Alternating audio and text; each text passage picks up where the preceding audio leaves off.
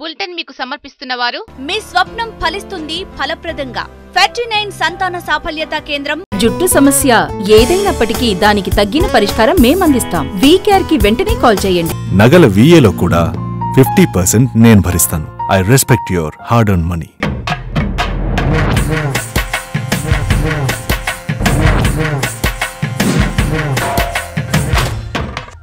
శనార్థులు జోర్దార్ వార్తలకు స్వాగతం. ఓలా ఇగో ఇయ్యాల కూడా ఓట్ల వార్తలు మస్తుగున్నాయి. ఆంధ్రాల రాజకీయం గరం గరం నడుస్తున్నదుల్లా.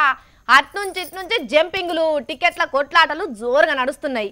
ఈ బైరెడ్డి రాజశేఖర్ రెడ్డి సార్ కూడా కాంగ్రెస్ కు బాయ్ బాయ్ చెప్పిండు కదా. మరి ఏ పార్టీలో చేరుతాడో? వంగవీటి రాధా సార్ కూడా తెలుగుదేశంలో చేరుతాడట. నుల్లా మాజీ CBI JD సార్ కూడా పచ్చ కండువానే కప్పుకుంటాడట. ఓ ఇంకా చాలా ముచ్చట్లే ఉన్నాయి కానీ ముందుగానైతే పెద్ద వార్తలు చూసుకొని తర్వాత మనం జోర్దార్లకు పోదాం. చలో. ఎమ్మెల్సీ ఎలక్షన్లల్లా కారు పతంగి హవా. లోక్సభ బరిలా కడమ పార్టీలు తట్టుకోగలవా? జోరుగా పట్టుబడుతున్నాయి పైసలు. ఎలక్షన్లల్లా ఎన్ని మారుతాయో చేతులు.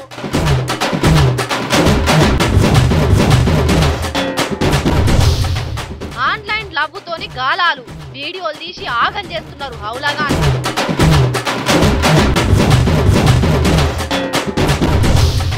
ఎంపీగా పోటీ చేసేటందుకు లేవట పైసలు, బెంకులే ఇయ్యాలట అప్పులు.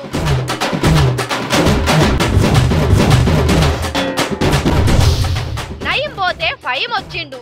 ఇక భువనగిరిలా దాదాగిరి ఆగేదన్నాడు.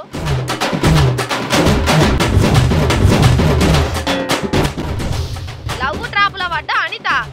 అవును పిచ్చే, వాళ్ళకి నేనంటే పిచ్చి. అసలు రోజు నన్ను చూడకపోతే నిద్ర కూడా పోరు తెలుసా వాళ్ళు.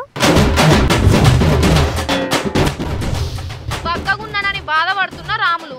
చిన్నప్పుడు నాకు బాగా తిండి పెడితే నా చెంపలు గిట్ల ఎండుకపోవునా, కాటి ముందలోలిగా మంచిగా నిండుగుండు. బావులా ఇలా ఫస్ట్ మంచిగా తెలంగాణ మండలికి జరిగిన ఓట్ల సంగతి తెలుసుకుందాం. అయ్యో దాంట్లో చెప్పుకునేనే ఉన్నది, అంతా TRS మయమే కదా. కారు పతంగి తప్ప ఇంకేమున్నది అని అనుకుంటున్నారు కదా. కరెక్టేనుల్లా, మీరు అనుకున్నది కరెక్టే. కానీ అదైనా కూడా ఎట్లెట్లా నడిచింది తెలుసుకోవద్దా? పెద్దోళ్ళ ముచ్చట్లు తెలుసుకుంటే మనకే మంచిదుల్లా. ఎమ్మెల్యేలకు ఓటేసి మనం ఎన్నుకుంటే ఆ ఎమ్మెల్యేలు ఓట్లేసి ఎమ్మెల్సీలను ఎన్నుకుంటారన్న సంగతి ఎరికే కదా. అగోగా ఎమ్మెల్సీ ఎలక్షన్లే జరిగిన ఇయ్యాల తెలంగాణ రాష్ట్రంలో 5గురు ఎమ్మెల్సీల కోసం కారు గుర్తు పతంగి పార్టీ జట్టుగట్టి నిలబడితే మొత్తంగా ఊడ్చినట్టే అయ్యింది. అవుడేంది, అసలు పోటీ ఉంటే కదా కాంగ్రెస్ వాళ్ళు జాడకే రాకపాయే, కడవ పార్టీలు లేనట్టాయే. ఇక ఎవరడ్డం? కేసీఆర్ సారు అనుకున్నది అనుకున్నట్టు జరిగింది. మజ్లిస్ పార్టీకి 1, కారు గుర్తు పార్టీకి 4 ఎమ్మెల్సీలు గెలిచిర్రు. గెలుచుడు ఖాయమని తెలిసినా కేసీఆర్ సార్ అల్కగా చూడలేదు. చిన్న పామునైనా పెద్ద కర్రతోని కొట్టుర్రన్నట్టు అందరు ఎమ్మెల్యేలను ఒక దిక్కు పిలుచుకొని ఎట్లెట్లా ఓటేయాలో అనే ట్రైనింగులు ఇచ్చి గ్రూపులు కట్టించి బస్సులో ఎక్కించుకొని పోయి దగ్గరుండి జాగ్రత్తగా ఓట్లేపిచ్చిర్రు. ఇక ఒక్క ఓటన్న మురిగిపోతుందా? అడ్డం ఎవ్వలున్నా లేకున్నా సూటి పెట్టి కొడితే ఇంకో ముచ్చట ఉండకుండా చేసిండు కేసీఆర్ సారు. సరే ఎట్లనైనా అంత ఇయ్యాటి ఎలక్షన్లు కారు గుర్తుమయమే అని తేలిపోయింది. గాని రేపు రాబోయే MP ఎలక్షన్లలో కూడా మేమే గెలుస్తామని గట్టి పట్టిర్రు కదా. 16 సీట్లతోని ఢిల్లీలో సర్కార్ తెచ్చి తీర్తాడట.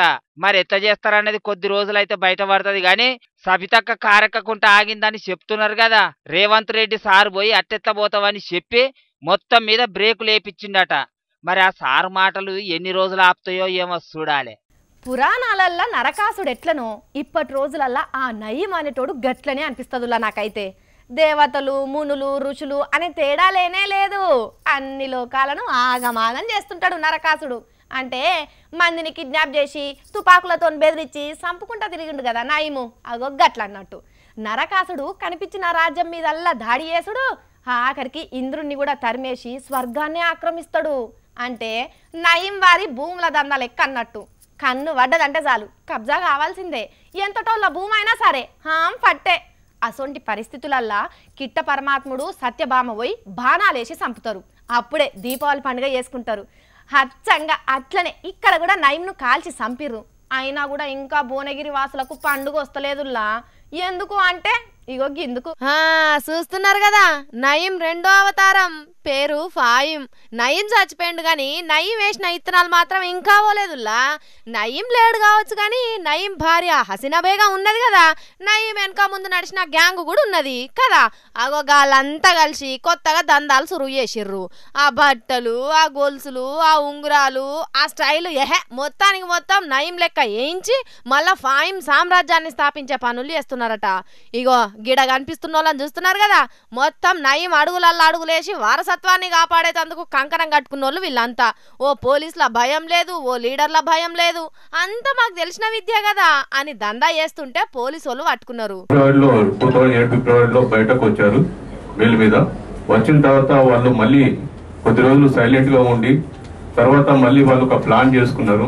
బినామీ ల్యాండ్స్ ఇంకా మిగిలి ఉన్నాయో లేకపోతే ఆల్రెడీ సిట్ ఆఫీసర్స్ దాన్ని ఫ్రీ చేసిన ప్రాపర్టీస్ కూడా ఇంకా ఎవరు దాని మీద నిఘా లేదని చెప్పి ఉద్దేశంతో మళ్ళీ అగైన్ దాన్ని మనము రీసేల్ చేసుకోవచ్చని చెప్పి ఒక కాన్స్పిరసీ ఏర్పాటు చేసుకొని దానిలో ముందుగా ఫహీం అని చెప్పి, అంటే ఇతడు నయీంకు వాళ్ళ కజిన్ అవుతాడు. హసీనా బేగం తోటి ఆమె ఒక డిస్కషన్ చేసుకున్న తర్వాత పాషం సీను వాళ్ళ అనుకున్న దాని ప్రకారము నాజర్ తర్వాత ఏదైతే బినామీ ప్రాపర్టీ ఓనర్ ఉన్నారో తుమ్మ శ్రీనివాస్ అతనితో డిస్కషన్ చేసుకుని కాన్స్పిరసీ ఏర్పాటు చేసుకుని ఈ భువనగిరి టౌన్ దగ్గర ఉన్నటువంటి ఒక 5 acres ల్యాండ్ తుమ్మ శ్రీనివాస్ పేరు మీద ఉన్నది.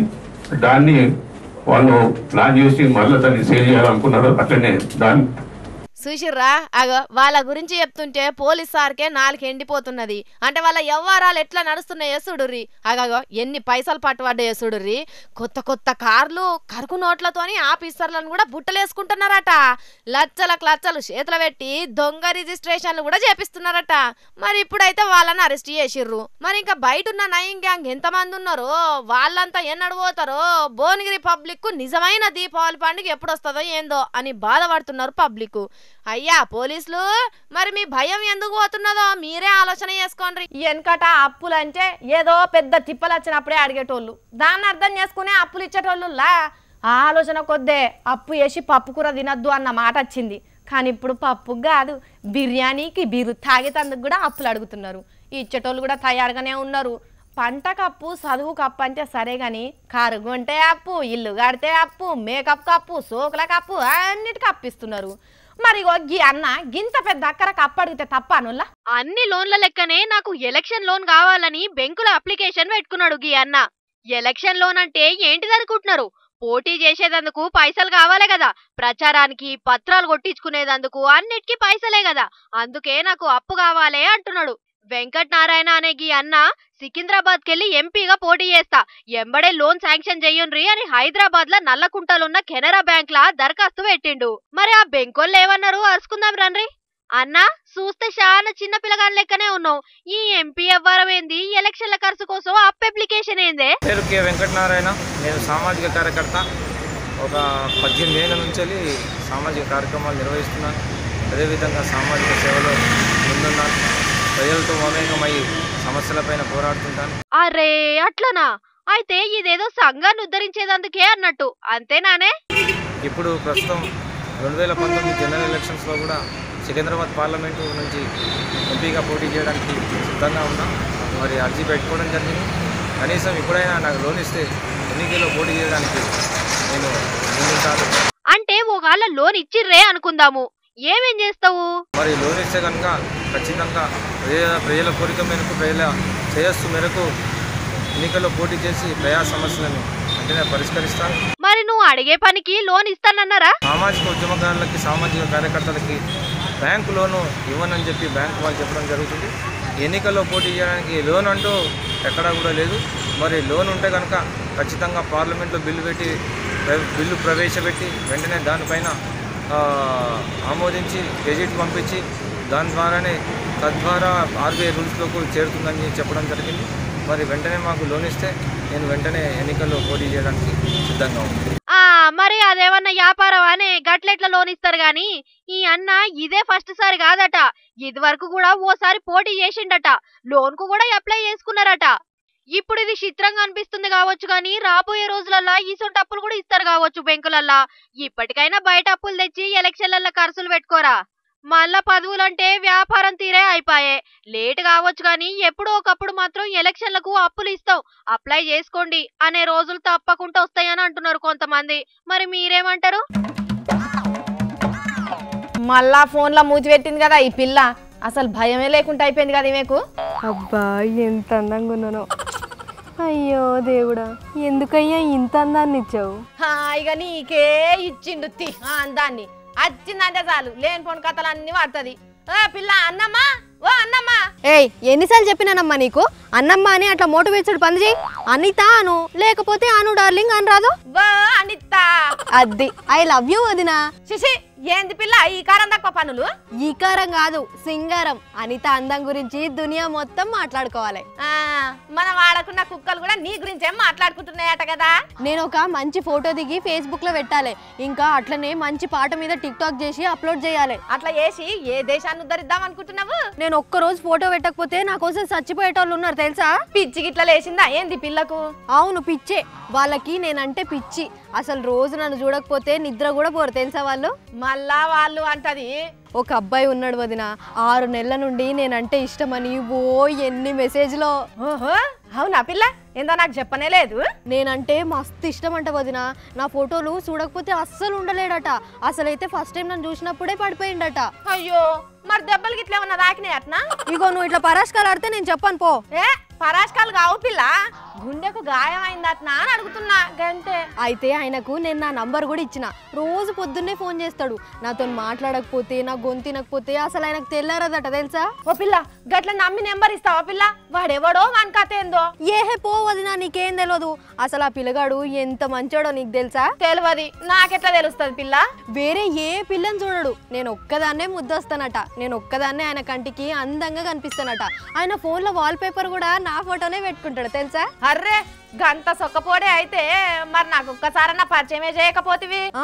అది కూడా అడిగిన వదిన, కానీ ఆ పిల్లగాడిని కలిసేటప్పుడు ఎవ్వలని తీసుకురావద్దు అన్నాడు. మన ఇద్దరమే ఉంటే మస్తుగా అనిపిస్తుంది అని అంటున్నాడు. వామ్మో వాడే పాటు దొంగే ఉన్నట్టున్నాడు పిల్ల. ఒక్క నాన్వే పోతే వాడేమన్నా చేస్తే ఎట్లా చెప్పు? ఏం చేస్తాడు? ఏం చేసినా మంచిదే. నా కోసం సచ్చేటోడు, నన్నే పెళ్లి చేసుకునేటోడు, ఏం చేసినా మంచిదే. సిగ్గులే నీకు తిక్కల పిల్ల? పో వదిన, అందుకే నీకు చెప్పనన్నది.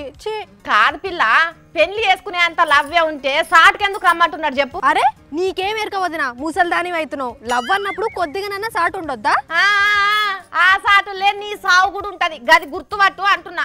అంటే అర్థమైతలేదు వదిన, సరిగ్గా చెప్పు. తలకాయ పొంటి ఒక్కటి అందుకుంటే అన్ని అర్థం అవ్వు. అబ్బా చెప్తావా లేదా? నాకు ఇప్పటికే లేట్ అవుతున్నది. ఆ పిల్లగాడు అక్కడ ఎదురు చూస్తా ఉంటాడు, పోవాలే. పోమ్మా పో. వాడెవడెవరినో పిలుచుకొని నిన్ను నాగం చేసి బతుకునే నాశనం చేస్తే గప్పుడు ఏర్చుకుంటూ వస్తావు మళ్ళా నా దగ్గరికి. అమ్మో అట్లుంటదా వదిన? నమ్మి పోతే గంత మోసం చేస్తారా? నమ్మకం ఉన్న కాన్నే మోసం ఉంటది పిల్ల. తమిళనాడులో ఏమైందో చూస్తలేవా? 200 మంది దాకా ఆడపిల్లలను గిట్లనే ఆగం చేసిండ్రట. ఏది ఆన్లైన్ లో పరిచయం చేసుకుని ఒంటరిగా పిలిచి చాటుగా వీడియోలు తీసి బెదిరించిండ్రట, అదేనా వదిన? అమ్మో నువ్వు మస్తుగా ముదిరిపోయినావు పిల్లో. అన్ని తెలిసి కూడా వాడెవడో ఫోన్ చేయగానే పొంగిపోయి పోతానంటున్నావా? ఏ లేదు వదిన, ఉత్తగానే. నీ దగ్గర కూడా ఇసొంటి లవ్ కథలు ఏమన్నా ఉన్నాయా దొరకబడదామని ఇంత డ్రామా అన్నా. నా ముఖానికి ఇంకా లవ్వట లవ్వులు. రోజు వార్తలలో చూస్తలేవా పిల్ల? ఎవరిని నమ్ముతా? నమ్మినా కూడా అయ్యవల దగ్గరకు వచ్చి మాట్లాడమని చెప్పాలి వదిన, సాటుగా పోవద్దు. పోవద్దు పోవద్దు. నీ అసోంటిదే తాతకు దగ్గులు నేర్పిందట. నేను చెప్పిన ముచ్చట్నే నాకు చెప్తున్నావా? అరే మర్చిపోలేదు వదిన, ఇది నీకు నాకే కాదు, ఆడపిల్లలందరికీ వర్తించే ముచ్చట. మరి అందరికి చెప్పు, నేనైతే ఇంటికి వస్తున్నాగు. అమ్మయ్య కొద్దిసేపట్లో ఎంత పరిశాన్ చేస్తే పిల్ల నీ నడు. చూసినారులా ఇగో మా అన్నమ్మ చెప్పింది విన్నారు కదా, ఉత్తుత్తగానే ఎవ్వల మాటల నమ్మకుర్రి. మన చుట్టూరంగా మంచోళ్ళ లెక్కనే ఉంటారు కావచ్చు కానీ ఎవ్వల కడుపుల రాక్షసులు ఉంటారో అర్థం కాదు. అసలు యాది మరవకుర్రి. వామ్మో ఎలచ్చన్ల గంట మోగిచ్చి 2 రోజులు కూడా కానే కాలేదు లపురాగా, అప్పుడే పొల్లు పైసలు వరదలై వారుతున్నాయి కదా. మరి దొంగ డబ్బు లేనే లేదు అని అంటున్నారు. గన్ని పైసలు ఏడ దాచి పెడుతున్నారో గాని ఓల్లా కోట్ల డబ్బు బయట పడుతున్నదిలా. పోలీసులకు దొరికిన పైసలు ఎగ్గిన్నుంటే ఇంకా దొరకకుండా కార్యకర్తల జేబులకు పోయే పైసలు ఎన్నున్నాయో ఏందో కదా. వామ్మో ఎన్నెన్ని రూపాయల కట్టలున్నాయో చూడర్రే. అన్ని కొత్త నోట్లే కదా, ఒక్కటి కాదు 2 కాదు, దగ్గర 1 కోటి రూపాయల దాకా పట్టుకున్నారు హైదరాబాద్ పోలీసులు. ఎలక్షన్ కోడ్ వచ్చింది కదా, వచ్చిపోయే బండ్లన్నీ చెక్ చేస్తుంటే ఇగో ఇన్ని రూపాయలు దొరికినాయట. ఇన్ని రూపాలు ఉన్నాయి గాని వీటికి అస్సలు లెక్కే లేదట. మొత్తం దొంగ డబ్బులేనాట. మరి ఓట్ల గురించి పైసలు పట్టుకపోతున్నారా లేకపోతే దొంగ పైసలను దాసుడే పనిగా పెట్టుకున్నారా అన్నది ఇంకా తెలియదు గాని లెక్కలేని పైసలకు మాత్రం మస్తుగా డిమాండ్ పెరిగినట్టే ఉన్నది.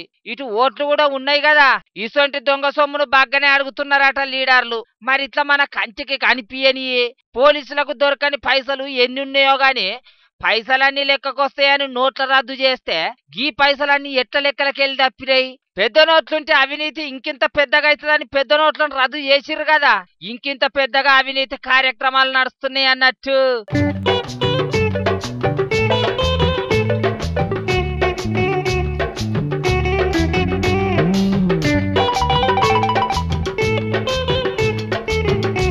మరి ఇంకా ఓట్లు దగ్గర పడుతున్న కొద్దీ ఇంకెన్ని ఏచాలు ఇంకెన్ని కట్టలు చూస్తామో గాని ఈ ఓట్లు ఓడిచేదాకా మీరైతే పైసలు పట్టుకొని తిరగకుర్రే. ఎందుకంటే దొంగ సొమ్ము దొంగ బాటెంబడే పోతుంది గాని నాకేం కాదని పెళ్లి పైసలో భూములు కొనే పైసలో పట్టుకొని తిరుగుతుంటే పోలీసులు పట్టుకున్నాడు ఖాయమాట. ఓట్లు అయ్యేదాకా 50,000 కంటే ఎక్కువ పైసలు పట్టుకొని అస్సలు తిరగొద్దని పోలీసులే చెప్తున్నారు. దొరికితే పైసలను ఎంబడే సీల్ చేస్తారట. డబ్బున్నోడేమో పైసలు ఇడిచిపెట్టి సప్పుడు చేయకుంటాడు గాని మనం లెక్కలు చూపెట్టి ఆధారాలు చూపెట్టే వరకు మన అక్కిరం మించిపోతుంది. కాబట్టి పైరం మరి గుడిని గుళ్ళ లింగాన్ని మింగేటోడ్రా వీడు అని వెనకటోళ్ళు సామెతలు చెప్తా అంటే గసంటోళ్ళు ఉంటారా? ఎంత పెద్ద దొంగ అయినా దేవుడు అంటే భయపడరా అని అనుకునేదాన్నుల్లా నేను. ఓర్ని ఇవాళ రేపు గుడులలా పడుతున్న దొంగలను చూస్తుంటే మస్తు చిత్రం అనిపిస్తున్నదుల్లా. అసలు బట్టవాసిగాళ్ళకు గంత ధైర్యం ఏడికెళ్ళొస్తుంది కావచ్చు. ఆ దేవుడన్నా కూడా దొంగతనం జరుగుతా అంటే చూసుకుంటేనే ఎందుకుంటాను కావచ్చు నుల్లా. ఇగో ఇది నాగర్ కర్నూలు జిల్లా అచ్చంపేట మండలంలో ఉన్న శ్రీ ఉమామహేశ్వర స్వామి గుడి. ఈడ కనిపిస్తున్నోళ్ళని చూస్తున్నారా? స్వామి దర్శనాని కోసమని వచ్చి ఇంకింత ఎక్కువ పుణ్యం రావాలని పండుకున్న పరమ భక్తులు అనుకుంటున్నారా? కాదు, దొంగలు. అగో పండుకున్నట్టే వండుకున్నారు గాని ఆ లేసుడు చూడుర్రి, ఆ సైగలు చూడుర్రి. నిద్ర పడితే కదా గుడిలో మంది అందరూ ఎప్పుడు పోతారా అని చూసుకుంటా ఉండి ఇగో ఇట్లా లేచి పోయి గుడిలో ఉన్న హుండీకి ఎసరు పెట్టిర్రు. తాళం పగలగొట్టి సొమ్ములన్నీ ఎత్తుకుపోయిర్రు. అరే చిన్న బుడ్డ కెమెరాలున్నాయి, మరి హుండీని పగలగొట్టే వీడియోలు చూపిస్తలేరేంది అని అనుమాన పడుతున్నారు కదా. కానీ ఇక్కడికి వచ్చినోళ్ళు మామూలు దొంగలు కాదు. గుడిని మొత్తం ఎన్నడో స్కాన్ చేసి పెట్టుకున్నట్టున్నారు. కెమెరాలు పని చేయకుండా కరెంటు బంద్ చేసిర్రు. ఎటుకెళ్ళి పోతే హుండీ ఉంటది, ఎప్పుడు దొంగతనం చేస్తే ఎక్కువ సొమ్ము దొరుకుతది అన్నది కూడా వీళ్ళకు బరాబర్ తెలుసునట. ఈ నడుమనే శివరాత్రి పండుగకు మస్తు మంది వచ్చిర్రట. వాళ్ళిచ్చిన కానుకలే కాదు, చాలా రోజుల కాడ నుంచి ఈ హుండీని తెరవలేదు అన్న సంగతి కూడా ఈ దొంగలు తెలుసుకొని ఇగో ఇట్లా ప్లాన్ వేసిర్రు అన్నట్టు. మరి ఎంత సొమ్ము దొరికిందో, దాంట్లో బంగారం ఎంతో, వెండెంతో, పైసలెంతో గాని భక్తుల మొక్కులన్నీ స్వామికి చేరక ముందుకే దొంగల పాలైంది. ఎదురుగా దేవుడున్నాడు. ఇయ్యాల కాకున్నా మనకు ఎన్నటికన్నా చెడు జరుగుతుందన్న భయం అస్సలు లేదు. మరి పోలీసులన్నా దొరకబట్టి ఏమన్నా భయం చెప్తారో, అది ఎప్పుడు జరుగుతుందో చూడాలి.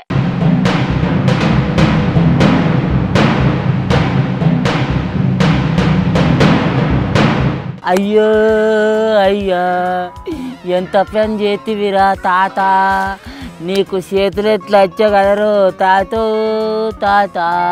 మా తాతకి అలా వాళ్ళ తాతయ్య అరికి వచ్చినట్టున్నాడు కదా. నిన్ను నేను ఎత్తుకపోయి కాచా పెడితేని కదరా తాత. అరే ఏం చేసిండే ముసలాని గంతగానం తిడుతున్నావు? ఇంకా అడుగుతానావు, వాడు గిసొంటోడు అని ఎర్రకైతే వాడిని బొంద కూడా పెట్టకపోదును. అది ఏమైందే తాత? అసలు ఏం చేసిండు మీ తాత నీకు అంతగానం అన్యాయం? ఇగో ఈ శైకునికి కచ్చపుల్లకి ఏమైనా తేడా ఉన్నదా? ఇక చూడు, నేను ఇంత బక్క కావడానికి కారణం మా తాత కాడే. అరే తాత సాలు పడ్డదని బాధపడుతున్నావా? తాత కాదు, మా ముసలవ్వ కూడా కంటే. దాన్ని ఇప్పుడు తలుచుకుంటేనా నాకు ఒళ్ళే మండుతుంది. ఇప్పుడు ఎదురుగుంచే దాని సంగతి చూద్దును. అదేం చేసిందే? మంచిది అంటే కాదే. మా అవ్వ కోమరవ్వ, నేను చిన్నగా ఉన్నప్పుడు నాకు గువ్వ సరిగ్గా పెట్టనట్టున్నది. అందుకే ఇగో నా చెయ్యి బక్కగా ఉన్నది. ఆ ఒక్క చెయ్య గట్లున్నదా? ఇంకో చెయ్యి కూడా బక్కగానే ఉన్నదా? ఇదేంది, ఇది కూడా గట్లనే పాడైంది బక్కగా. ఈ చెయ్యి కూడా బక్కగా ఉండడానికి కారణం ఏమలో? ఇంకెవరు? మా అయ్యా. నేను చిన్నగా ఉన్నప్పుడు అంబలి కాసి పోసింది కానీ ఒక్కరోజు కూడా ఒక్క అరటి పండు కొనియలేదు. అవ్వో నీకు మంచిగానే ఉన్నదే. ఇగో ఈ కాలు చూడు ఎట్లా నీరు గచ్చే లెక్క ఎండుకపోయిందో. అవే తాత, ఎందుకు గట్ల ఎండుకపోయిందే తాత? నా చిన్నప్పుడు నన్ను ఇంటి దగ్గర పట్టుకొని ఉండేది మా ముసలోడు. తిండి పెట్టురా ముసలోడు అంటే మంచిగా ఇంటి పక్క ముసలాంతో పరాచకాలు ఆడుకుంటుండేది. నాదేం చేయి. అయినా ఇప్పుడు నువ్వెందుకు రంది పడుతున్నావే తాత? బక్కగుంటే ఏం చెప్పు? బక్కగుంటేనంటే సింహకళ్ళ చిన్నప్పుడు నాకు బాగా తిండి పెడితే నా చెంపలు గిట్ట ఎండుకపోవునా తాటి ముందలోలిగా మంచిగా నిండుగుండు. తాత ముసలిడికి వచ్చి ముసలోళ్ళని తిడుతున్నావు. వాళ్ళే సాధకపోతే నువ్వు బతుకుతువా? ఏం బతుకు బక్క బతుకు. అదేదో సరివేళ అంతా బయటపడ్డదట. చిన్నప్పుడు తిండి సరిగ్గా పెట్టకపోతే గిత్తనే బక్కగా అవుతారట. అయితే నా బతుకుల మన్ను పోసింది మా తాతే కదా. ఓహో ఇంకా సెంట్రల్ సర్కార్ వాళ్ళు చెప్పిన ముచ్చట్నేనా నువ్వు చెప్పేది? అది బక్క ఉన్నోళ్ళ గురించి కాదే. మరి దర్వాజలు పట్టకుండా బలిసిన గురించా? మన దేశంలో ఉన్న చిన్న పోరగాండ్లకు పోషకాహారం అందుతలేదట్నే. మొదటి 2 ఏళ్ళు మంచిగా తిండి దొరకకపోతే పెద్ద పెరిగినాక మస్తు సమస్యలు వస్తాయట. అదే కదా మరి నేను చెప్పేది. చిన్నగున్నప్పుడు నాకు సరిగ్గా తిండి పెట్టకనే కదా ఇట్లా నేను బలహీనంగా ఉన్నా. నీ బలం అంటే బగ్గ బలిచుండు కాదే, ఒంట్లో సత్తువతో నుండు, రోగాల పాలు కాకుండా ఉండు. మరి నాకేం రోగం లేదు, నేను మంచిగా ఉన్నట్టేనా? మరి నేను ఇంత బక్కగా ఉన్నది పిల్ల? మీ అయ్య వాళ్ళ ఇద్దరం తీరున్నావు నువ్వు, కానీ బలంగానే ఉంటావే. నీకు పనులు చేసుడు శాత కదా చెప్పు. నాతోని ఈ తరం తడిసిపోరగలం పని చేయమను చూద్దాయి. మరి ఇంకేందే, ఉండి లేని కాలంలోనే గడక గంజి తాగినా కూడా గట్టి శక్తి దొరికేదే. ఇప్పుడు ఉన్నదా అనే గసొంటి తిండి? తిండికేం తక్కువ అయింది. ఓ తీరు తిండ్లు బగ్గనే దొరుకుతాయి కదా, బలం ఎందుకు అత్తలేదు మరి? అంత చెత్త తిండి, ఆ చెత్త తిండి తింటున్నారు, చెత్త పెంచుతున్నారు. పిల్లగాళ్ళకు కూడా గదే చెత్త పెడుతున్నారు. ఈగేడ బలం వస్తుంది? కానీ మీ అవ్వకు మొక్కలు అవ్వ మంచిది మీ అవ్వ. సరే నన్నెందుకు పొగుడతావు కానీ తాత, నీకు రోజు కోడిగుడ్లు ఎందుకు పెడుతున్నా అనుకుంటున్నావు చెప్పు?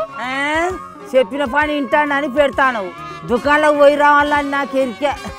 గట్ల కాదే, ఇక్కడ తినే తిండి బలమైన తిండి కాదు, అందుకే కోడిగుడ్లు ఎప్పటికి తినాలి అని పెడుతున్నా. నాకెందుకు గా చిన్న పోరగాళ్ళకు పెట్టు అని చెప్పు. పిల్లలు కానుడే కాదు, బలమైన తిండి పెట్టాలని చెప్పు. ఇన్నరానుల్లా మా తాత చెప్తున్నది వింటున్నారు కదా. మన దేశంలో మస్తు ఘోరంగా ఉన్నదట నుల్లా పరిస్థితి. రోగాలు ఎక్కువ పెరుగుతున్నాయంటే బలం తక్కువ ఉన్నట్టే కదా. అందుకే చిన్న పిల్లగాళ్ళకు తిండి మంచిగా పెట్టుర్రి, పోషక పదార్థాలు అందేటట్టు చెయ్యండ్రి. లేకపోతే మా తాత ఉత్తగానే తిట్టిండు వాళ్ళ తాతను గాని మీ పిల్లలు మిమ్మల్ని మస్తుగా తిడతారు. మా అయ్యవ మమ్మల్ని మంచిగా సాధలేదు అని అంటారు. ఇక చూసుకోండి మీరే.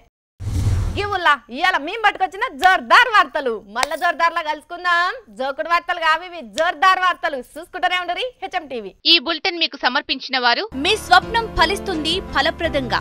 39 సంతాన సాఫల్యత కేంద్రం. జుట్టు సమస్య ఏదైనప్పటికీ దానికి తగ్గిన పరిష్కారం మేమందిస్తాం. వీకేఆర్ కి వెంటనే కాల్ చేయండి. నగల VA లో కూడా 50% నేను భరిస్తాను. I respect your hard earn money.